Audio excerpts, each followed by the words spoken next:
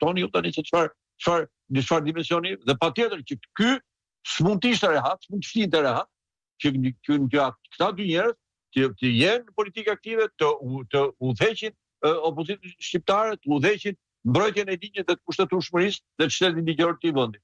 Kjo ka qenë çështja. Ndërsa, për sa i takon urdhrave që jepte ky politik, ju jepte urdhra sepse drejtësia u kap, funksionoi si drejtësi me regji, sot e kësaj dite, për shkak të kësaj drejtësie me regji, të cilën ai e ban në shantazhe të tjera, ky sot nuk është i ndjek, nuk duhet ishte me kohë atje i arrestuar për vepra penale shumë të rënda, për dëme ekonomike të cilat kanë ardhur si pasojë e fajeve personale të tij, të firmës atij që ka incenerator, që nga Beketi, që nga kërcënimet personale që ka bërë njerëz që kanë lënë Shqipërinë, që nga Porti i Durrësit, që nga Eko Parku, nuk ka dalë koha ti numëroj ku është vet dhe së fundmi, pa denoncime dhe investigime, ka dalë familja e tij. Tani ju bët një pyetje. Por se është në këtë situatë? Sepse Edi Rama është peng.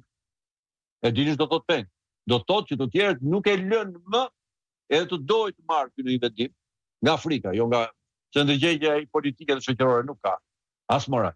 Por nga Afrika, ai nuk merr dot më vendim për veten e tij. Është peng dhe i shantazhuar nga krimi dhe nga njerëzit e tij brenda qeverisë.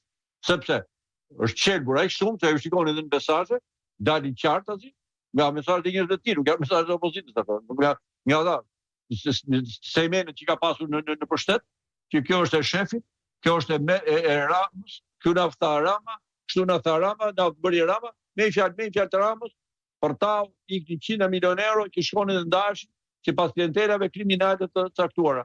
Dhe tani më thoni mua, a merr dot vendim me ky? Po jo, nuk merr dot vendim. S'ka si ti marr, sepse ata të cilët i përdori, i thon do rish atje, se do garantosh interesat tona. Është saktësisht veprimet e fundit çfarë bën?